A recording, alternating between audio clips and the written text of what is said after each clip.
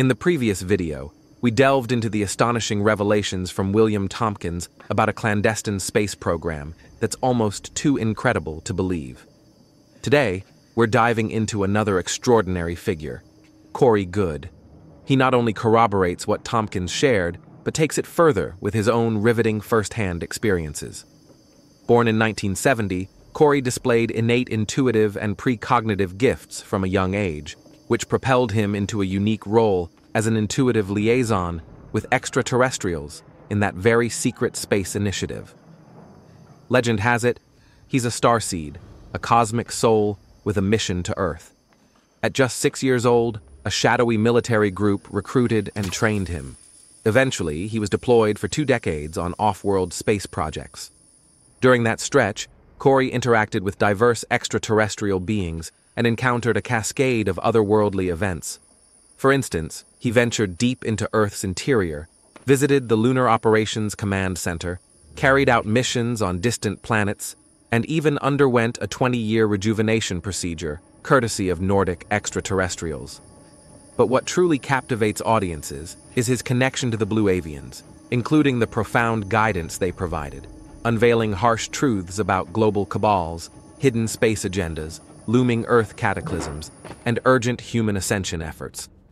According to Corey's disclosures, during World War II, humanity unlocked anti-gravity technology, enabling spacecraft that could traverse the solar system and establish bases on other celestial bodies. This breakthrough stemmed from a covert organization pulling strings from the shadows.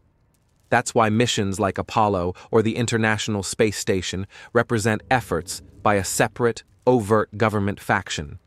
These two entities operate in parallel without interference. The public government remains oblivious to the black ops of its hidden counterpart. President Roosevelt once noted that beyond the visible administration lurks an unseen shadow government, wielding control from above.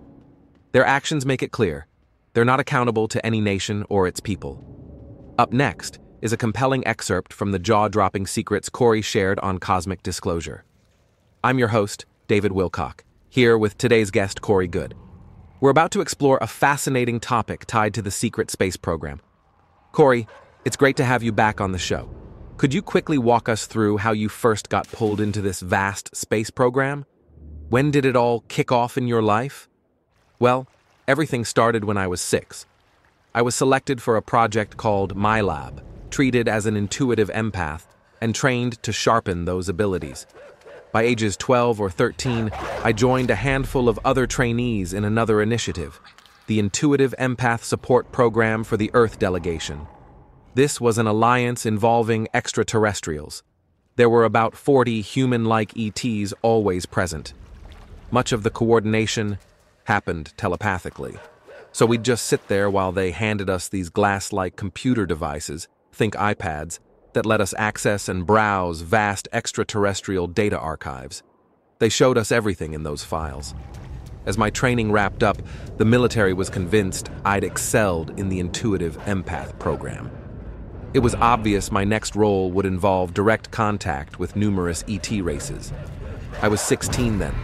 The following February, just shy of 17, the military showed up, pulled me from my room, and whisked me to Carswell Air Force Base. From there, they took me to the moon. It began with a midnight pickup in a standard vehicle to Carswell AFB. Beneath the base lies a classified section. An elevator drops you deep underground. Plenty of folks know about America's subterranean maglev system. People call them underground shuttles. They're like electronic trains zipping through vacuum tubes.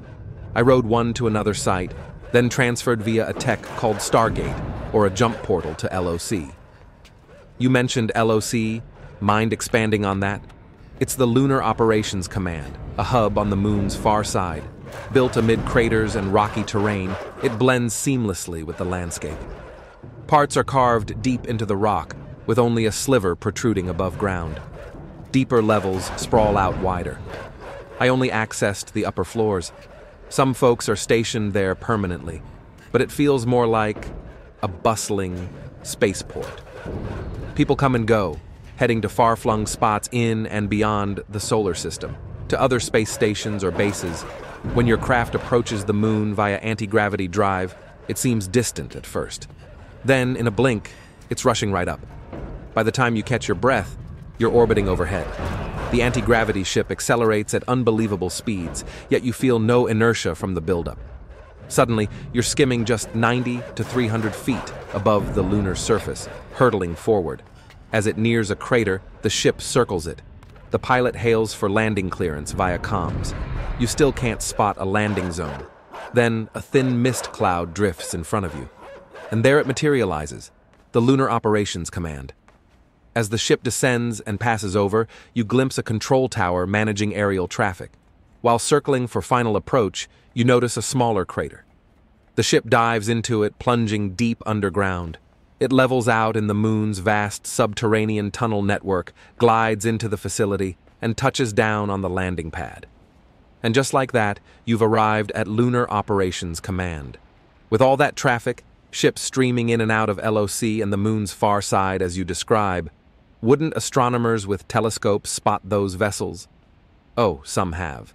In fact, there's another base on the far side, a human one. It belongs to the Dark Fleet, a sinister arm of the secret space program. The craft's people glimpse are from that fleet. As for its location, I can share a bit more. If you gaze at the moon, picture the area around, the 10 o'clock position. Most of the base hides behind the far side, though some elements face Earth. Certain zones see ships coming and going. Those are entry points. Others are overrun by hostile ET groups. Those spots are cloaked with holographic projections, shielding them from human eyes. When was Lunar Operations Command first constructed? The original lunar base dates to the late 1930s and early 1940s, built by Nazi Germany. Back then, as the Germans developed this sprawling complex, they repurposed an ancient extraterrestrial ruin nearby. It wasn't far from the current site. They found a structure they could restore using lunar surface regolith as cement to patch it up. They retrofitted and expanded it into an operational headquarters while constructing LOC. Years later, the Germans handed over control of the Lunar Operations Command to the Americans. With the might of American industry behind it, the U.S. embarked on a relentless expansion, rapidly transforming the base into something extraordinary. The Lunar Operations Command, as we know it, truly took shape by the late 1950s. If the Lunar Command was already established by the 50s, why did we bother with the Apollo missions? What was the point of landing on the moon? Well, the space program is layered into different tiers. Some projects fall under the public-facing National Aeronautics and Space Administration, while others operate at a military-scientific level akin to NASA's classified counterpart. At each level, personnel believe their work is the cutting edge because they're told their research is the pinnacle of progress. Do you think NASA uncovered something intriguing about the moon that the public hasn't been told? During the Apollo missions, they stumbled upon plenty. Early on, they learned the hard way that slamming a landing module onto the lunar surface to test seismic equipment wasn't the brightest idea.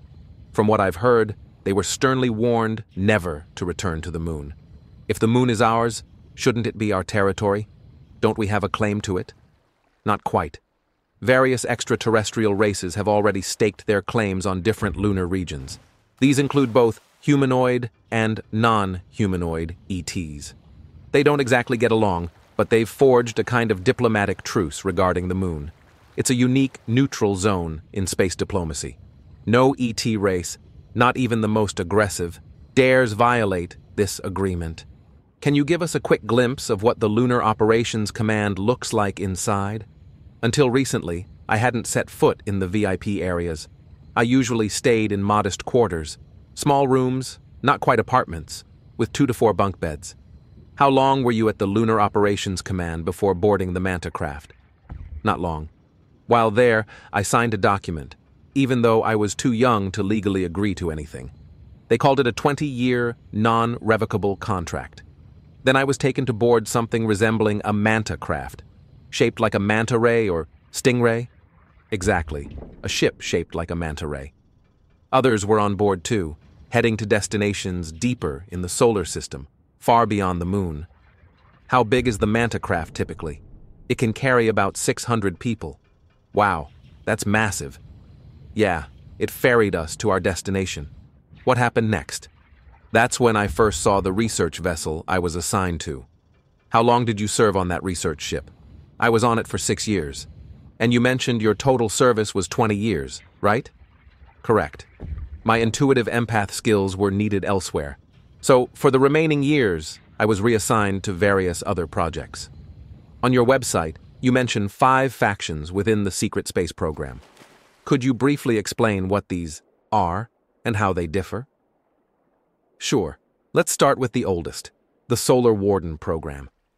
It kicked off in the late 70s to early 80s during the Strategic Defense Initiative era, around the time of Reagan's presidency. What was Solar Warden's original mission? They patrolled the solar system to fend off external intruders. The program got a major upgrade in the early 90s, though most of their ships are now considered outdated. How does this tie into the Interplanetary Alliance? Solar Warden includes rogue elements or defectors from other fleets. Some come from various military space projects known as Black Ops. Then there's the ICC, or Interplanetary Corporate Conglomerate, a powerful group of representatives who oversee a massive, covert infrastructure for extraterrestrial space projects. There's also the Dark Fleet, an enigmatic group operating mostly outside our solar system. They're involved in all sorts of shadowy activities. When Solar Warden nearly sparked a Cold War in space, they inadvertently revealed themselves by venturing too close to the International Space Station. Initially, it was minor slip-ups like that. If the Solar Warden folks tried to spill secrets that other groups wanted buried, could that spark an all-out hot war between these factions? Absolutely. Tensions boiled over to the brink of open conflict. It hit that tipping point when the Earth Alliance ramped up its operations and started welcoming defectors from rival organizations into the secret space program alliance. The Interplanetary Alliance isn't just Solar Warden anymore. It's this massive coalition of escapees from every corner of the space programs. They all share one burning goal: dismantling the tyranny gripping Earth.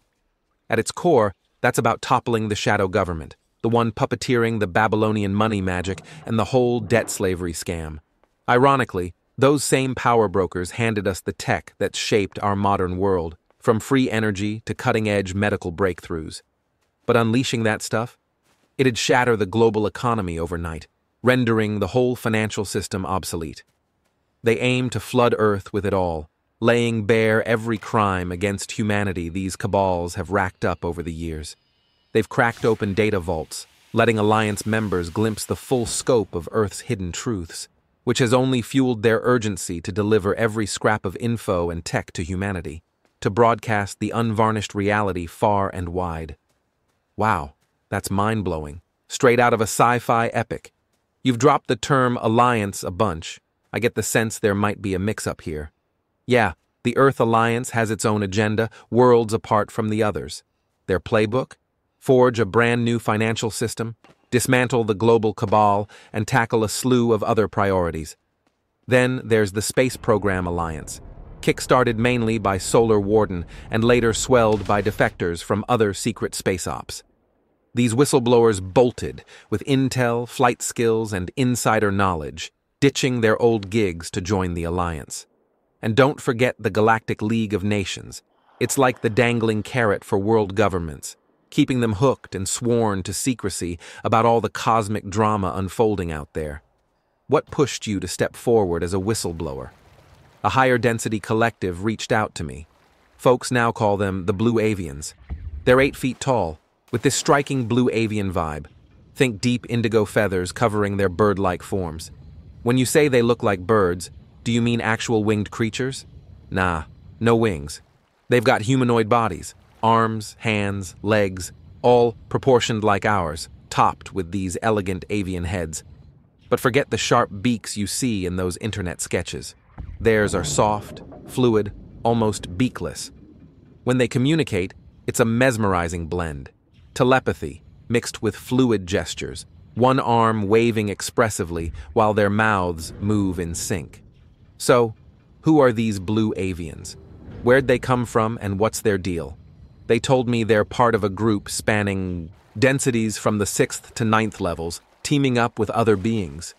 What's a density anyway? Everything around us, matter, energy, even thoughts, vibrates at different frequencies. It's like tuning into parallel realms, right? Spot on. So, what's their mission here? Why show up now? They've been watching us for ages, keeping a close eye. They arrived because we're barreling toward a high-energy zone in the galaxy. That cosmic surge will shift our solar system's density and ripple through the surrounding star cluster. They've brought these massive spheres to buffer the incoming waves, like taming a galactic tsunami headed our way.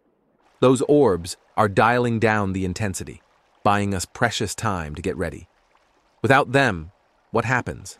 Mass hysteria, folks losing their minds left and right.